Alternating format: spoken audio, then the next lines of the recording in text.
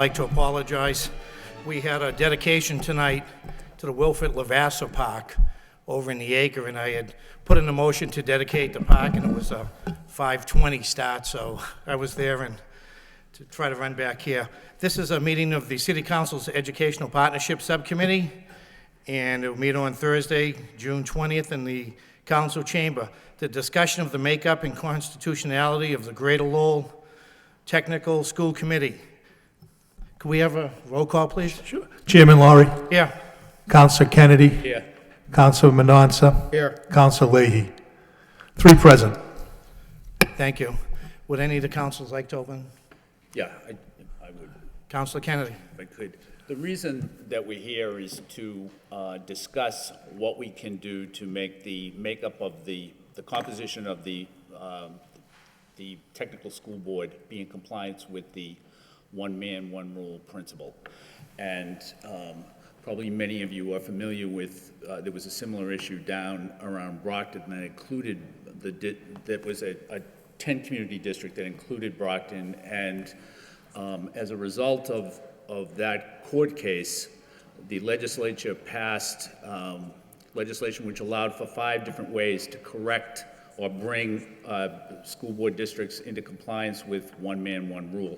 And that's what I handed out, was the 5 different options. And so the purpose of this meeting is to see if we can get a consensus amongst the communities that make up the district as to how to, as to which one of these options would be best. So I think really kind of what we're talking about is not whether or not we do anything, but which of the 5 things we should do. Thank you, Councilor Kennedy. Councilman Johnson, any statements? Would anyone like to make a statement?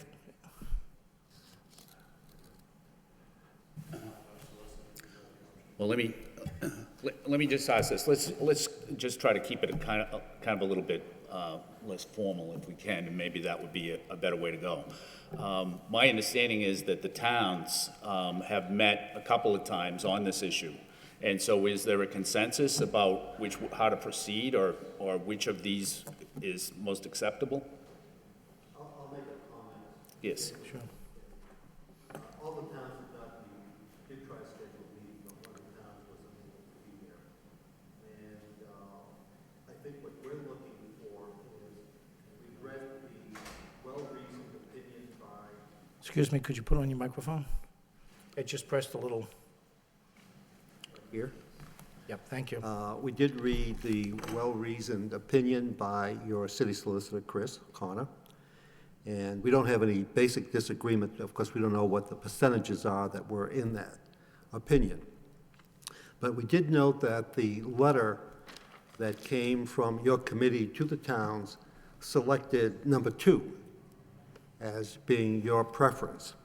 And when we met, we're looking for maybe 2 or 3 areas of discussion so we would be knowledgeable about what you people were thinking is the reasons why you focused on number 2, what the reasons for it were, whether or not there are any problems existing right now that we're not aware of concerning what the makeup of the school committee is, where there are 8 members there, and it's 4, 2, 1, and 1. And whether or not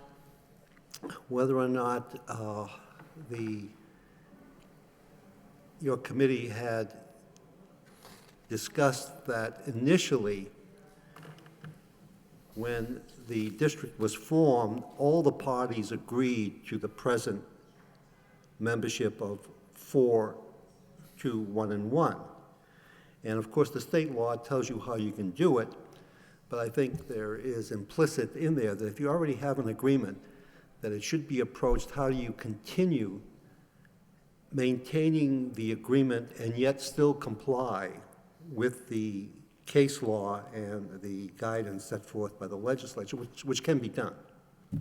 And so that I think my people are looking to find out exactly what the thought process you people went through when you came to this, and whether there are any specific problems, because we're not aware of any. Except the problem of the one person, one vote Yes. issue. We recognize that. Okay. Go ahead. Councilor Kennedy? The only problem is the one man, one vote principle. There's nothing else. The reason number 2 was selected, I believe, is because it was the easiest. It allows the makeup of the board to stay the same, and for each of the towns to have the same number of representatives that they would have. It's just that everybody in the whole district would get to vote on those members. However, let's take Dunstable, because it's the smallest community. If there were a field of 30 people running, and there was one person from Dunstable, and that person finished 29th,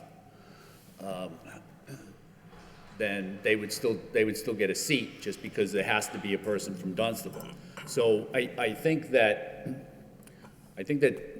this subcommittee is probably open to other ways of doing it. If we were going to weight the votes, I wouldn't have a problem with that myself. But I think that if the votes were weighted roughly, what it would mean is that each of the 4 members from Lowell would have, say, an 18% weight. The Dunstable representative would have maybe a 2% weight, and then the representatives from Dracut and Tingsboro would have something in between there. So your committee has no objection if there's a district-wide election, that the membership remained 4 Lowell, 2 Dracut, 1 and 1? That's correct. And did your committee discuss at all the issue of going towards a appointive board, which might be maybe less costly, and accomplish the same end? When we met on this, which was several months ago, I think we considered all 5, at least somewhat. And appointing would be okay. We just thought that politically, frankly, that probably the makeup of the board would prefer that they were elected rather than appointed. And appointed members, well, that works and that's okay, but then you start to get into inside baseball, and so maybe it ends up being better if they're elected by the voters rather than. Well, I did speak with Richard Larkin, who's town council for Dunstable, and I did represent Neshoba, which is one of the few schools that has now an appointive board. So I was there during the period when there were elected school committee members and now appointive members. So I have a sense as to what might be better, and you may be right. Well, you may be right, Attorney Zaroulis, is what I'm starting to think. But again, the only reason that having the members be appointed is perfectly okay, in my mind at least. I would imagine that the people that sit on the board now wouldn't want it that way. But that's just an assumption on my part. Mr. Chairman? Oh, sorry. Sure. Yeah, Richard Larkin, I'm counsel for Dunstable. I didn't realize that number 2 would still provide for the filling of a seat earmarked to a town in the proportions that the agreement now sets up. Yes. How does that relate, how does that compare with number 3? I thought number 3 would have been that.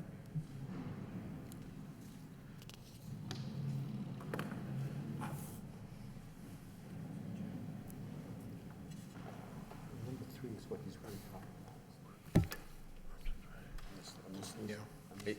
about. I'd ask the city solicitor on that.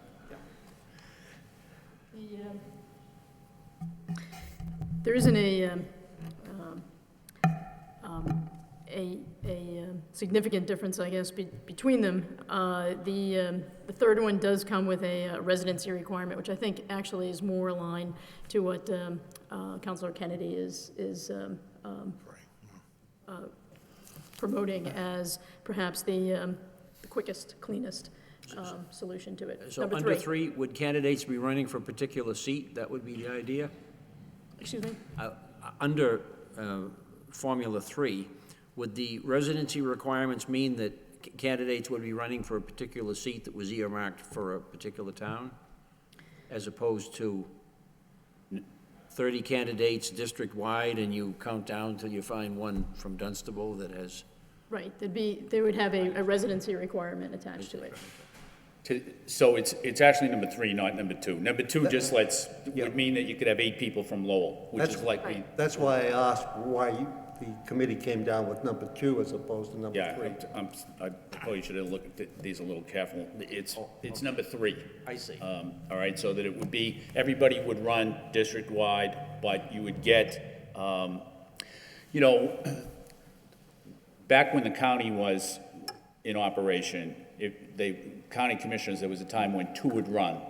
And if there was, say, 2 candidates that were elected from Cambridge, only one could be seated. The other one would have to go to the next highest voter from another community because you could not have more than one. So it would be similar to that. So there would have to be somebody from Dunstable. There would have to be people from every community. I see. That was a question I had, because I was confused between 2 and 3, but just taking it a step further, by Dennis Peenak. If we could you just identify yourself? We're on TV. Let's say, moving down a road, there was agreement, and I certainly can't predict, and nobody here can really, how the Board of Selectmen or whatever. Excuse me, could you give your name and the town you represent? Dennis Peenak, Town Manager in Dragon. Thank you. Okay, no problem. For 147 more days. But we have to go to town meetings. You have the city council. It's a lot easier to adopt legislative enactments in the city than it is in the towns. Let's just say for talking purposes that there was agreement on number 3 among the groups, and maybe between the boards of selectmen. And it went to town meeting, and 1 or more town meetings didn't approve it. Where do we go? Would litigation ensue? Would there be an effort to try and go to court? I know 1 man, 1 vote is a constitutional principle. Is town meeting required to approve, Council, or just the yes. Board of Selectmen? Has to be town meeting in the towns? I guess the first order of business would be to arrive at a consensus. If all the district communities arrived at that consensus, then you'd go forward.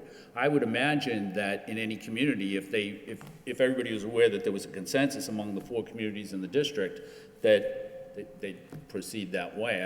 I don't know. But, and if they didn't, then they didn't, then you'd have to take another look at it. But I think you have to operate on the assumption that there's a likelihood that town meeting would approve.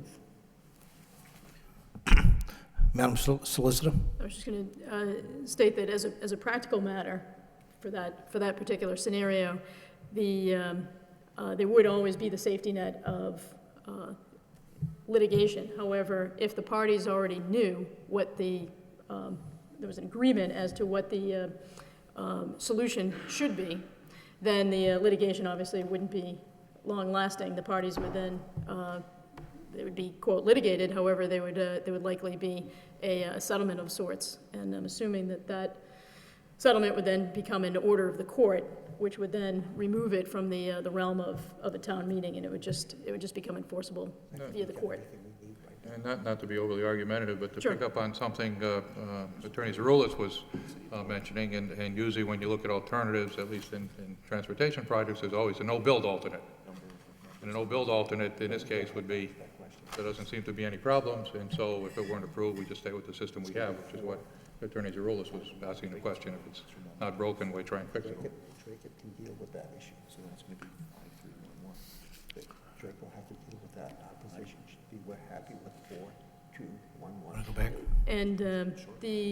And I guess the response to that is that in looking at the case law, there is an acknowledgement that sometimes there really isn't an identifiable problem. However, the problem becomes identifiable merely through the representation. In other words, we know that there is a problem of sorts in the sense that it is violative of the Constitution. And once that, I think, becomes apparent, which was brought up by the council, once it does become apparent, it then becomes incumbent for us to collectively come to a resolution and resolve it. Go back to the board, get the board's approval. So, I mean, have the towns, Do they have a preference? Does Tingsboro have a preference of where they want to go on this, or? Could you have your name and? Mr. Counselor, Bob Jackson, Selectman, Town of Tingsboro. I'm pleased to hear that choice 3, the clarity that you're bringing forward with that. We would certainly need to bring this back in my town to the Board of Selectmen to discuss this, to vote on it. We would certainly have to get together with the other communities and have a discussion with them once each of their communities has come to the decision as to how they want to move forward also. Just so that we're clear with this, from my point of view, and my point of view only, of these choices that are laid out before us, I think number 3 is the wisest choice to move forward. It's going to be the choice of least resistance, I would think, and if that is what you believe will bring us within compliance to state law, and it will satisfy the city of Lowell moving forward, I think that you'll find that the town of Tingsboro will be agreeable to this. Certainly, though, we would need to have discussion on that. Okay.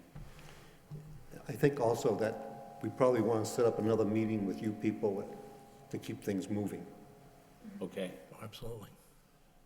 Is Dunstable? Yeah, I have Dan Devlin here, Chairman of the Board of Selectmen. I mean, I would think Dunstable would certainly, you want to speak, Dan? Would you like to come up to the microphone and speak, or? Yeah. Okay, that's fine. I think it's safe to predict that the town of Dunstable would favor 3, which keeps to the tenor of the agreement as it is now, and I don't see any drawbacks from the point of view of the town, so I don't think, if the town had to vote to approve this kind of an arrangement, I think it would be pro forma, really. I'd say Dunstable would favor it. Okay. How about Drake? It was. Kathy Richardson, Chairman, Board of Selectmen, and I think similar to what Mr. Jackson said, we'll have to bring it back to the board. I would envision that this would be the easier of the scenarios to discuss in town for sure. Number 3. Okay. Is anybody else, is any member of there's a couple of members of the board here, do they have anything to, want to add? Anything? David Tully. Tully? Mr. Tully, please.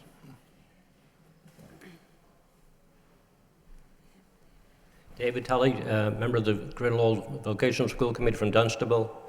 And I think before I say which method I would like, I'd like to sit down with the rest of the communities to find out what the options are, because I'm not sure they're as simple as 1, 2, and 3. Okay, and that's all. Thank you. Thank you very much. Mr. Booton, would you like to? No? Thank you. No, I thought this may come to some type of thought process tonight that we would be going back to the towns, knowing there are town meetings, and if some of the board members would be bringing us back. When would we be talking about another meeting? I know we're into the summer sessions, and I don't know if the boards meet weekly or bi-weekly or monthly in the various towns. So what I'd like to do, if we're going to make it a date to discuss this, have it when it's convenient really for everybody. 30 days? I think 30 days would be reasonable for all the towns to be able to discuss this and get back with you. Does that sound good? 30 days, okay. We're just saying we have our next selectmen meeting, full meeting on July 16th. And the agenda's quite The full. agenda's full. And when's your meeting after that? August 13th. Yeah, 60 days, Councilman Donso? Well, just to give everyone ample time, we can come back in the latter half of August or early September if need be, when we can arrange another meeting and get everybody's further opinion on this. It seems like we're reaching consensus on number 3, and then we can move forward. Of course, that'll still involve some logistics and thinking out, if we do it on state elections, splitting them to do half the board every 2 years, or, is it all of them every 4 years?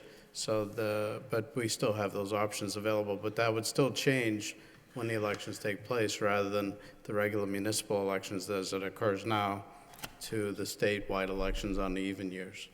So that'll all have to be considered as well, and you may want to start that discussion in each of the towns, see what works best. Mr. Chairman? Councilor Kennedy? If, what I would propose is maybe the fourth Tuesday in August. That's, I don't know if that's around 60 days, but it probably is, say 5 o'clock, meet then, and then the expectation would be all the boards of selectmen from the towns would have taken a vote on it, or at least, you know, have an opinion that was, and then we just go forward from there. Does that make sense to do that? Is Tuesday a good night for everybody, or is it a poor night for some of the towns? Okay with me. Attorney Hall, were you gonna? I just want to ask one question relative to the record. I think the city has the same problem that we have. You three are a committee, and I was wondering if the council has evidenced their support for number 3, or is it just the committee members here have evidenced their support?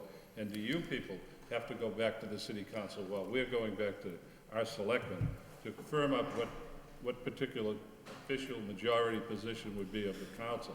Or has that already been determined? Councilor Kennedy? Mr. Chairman, thanks. It really hasn't been determined, but it did come before the council one time and was referred by the council to this committee. I think if the council was not interested in doing something to rectify the situation, it wouldn't be before our committee. I'm certain they want to do something. I'm just wondering, could you say sitting here that in all likelihood, just as the gentleman from Tingsboro said that probably his board would go with number 3, is the same for the city? In all likelihood, your colleagues on the council, would they go for number 3? Councilor Mendonça? This committee will report out on Tuesday, which is our next council meeting, and I'd be willing to make the motion to recommend number 3 to our council, and then we could have a vote of the council on Tuesday, and we'd know what our position is then from the full council. Represent to the Board of Selectmen of Drake that it looks like Lowell. I mean, it wouldn't hold you to it, but this is the way you... Yes. Yeah, our preference is, so I'll make the motion that we recommend a preference of number 3. Okay, Second. we do have a motion on the floor to recommend number 3 to the entire council, and it's been seconded by Councilor Kennedy. Roll call. Roll call? Chairman Laurie. Yes.